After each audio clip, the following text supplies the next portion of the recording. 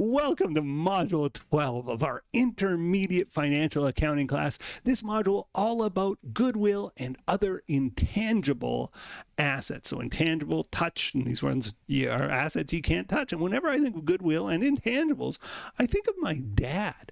In his career, he was a consultant. It was an interesting consulting business.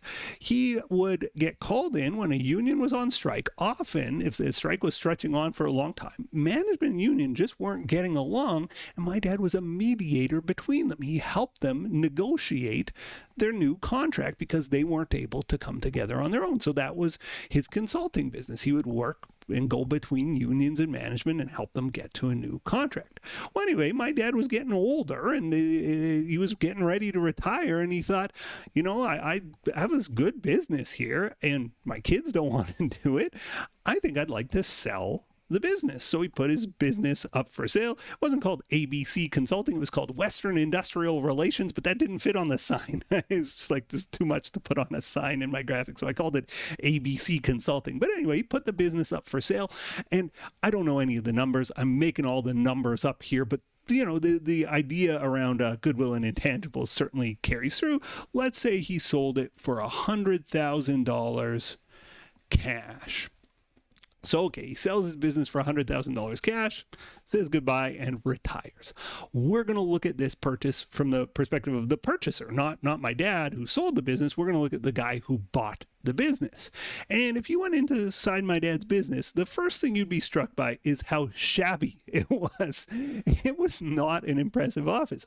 I'm a CPA. I went to visit all kinds of offices through my career. By far the nicest offices were fancy lawyers' offices. They smelled good. They had books. They tried to impress you as a client.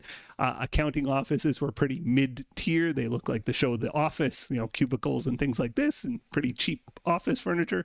And my dad's was a tier below that. It was one of the ugliest offices I had ever been in. And so let's imagine we're the accountant of the purchaser and we're trying to say, okay, well, what did we buy? Right? Okay, we're doing a journal entry here. We're going to credit cash, of course, for $100,000. And what did we get for our $100,000? Well, tangible assets. My dad didn't own the building or anything like that. I was renting. So we moved out this desk and this filing cabinet. I'm going to be generous and attribute $1,000 worth of value to this. Is probably less. Probably would sell for less on Facebook Marketplace, but let's attribute $1,000 just to keep our numbers nice and even. And so we got, hooray for us, some office furniture with a fair value of $1,000. Lucky us. This journal entry doesn't balance. I hope it's not lost on you. Our debits do not equal our credits. And if an accountant sees the debits don't equal the credits, their brain starts to explode, and my brain's starting to explode. What should I debit for the rest? Now, you may be shouting at your screen, oh, this is the goodwill chapter. This is where he debits goodwill. Not yet, my friends, not yet. We want to figure out what other identifiable assets there might be. Also, are there any liabilities on my dad's books? We would take them over here if he had any debts. There's no debts, right? We didn't transfer any debts over to the purchaser, but we'll do that in this chapter, just not in this question, or not in this example. So we're looking for identifiable assets. We'd say, well, why did you pay? You know, we're the accountant. We're talking to the entrepreneur who bought this. We're saying, why do you pay $99,000 over the $1,000 value? And he's like, well, I didn't care about the filing cabinets. I cared about what's inside, right? I wanted the clients. And in fact, Tony's dad took me from client to client, introduced me, said, this is the new guy. He's going to be taking over your account. That was the value of this transaction. And you think, oh yeah, the client list, that is, you know, significant value. And so what you would do is you would like estimate the value. You would go, okay, well, what are the future cash flows and present value of the future cash flows from those clients? You'd say, okay, some are going to leave. There's going to be turnover. But let's say the present value of the future cash flows from those clients, we estimate, and this is an estimated number, to be $50,000. And we think after 5 years, it'll have turned over to nothing. So already this is an asset, right? This is an intangible asset. It goes on our books as an intangible asset. And with the office furniture, let's say we think the office furniture is going to last 5 years. We would go depreciation expense, $1,000 divided by 5, $200 a year. Client list, let's say we think it's going to last 5 years, $50,000 divided by 5. We don't do depreciation. We do amortization. on intangibles. So we would amortize the client list by that amount. And let's say also maybe the name, it was Western Industrial Relations, but ABC Consulting here.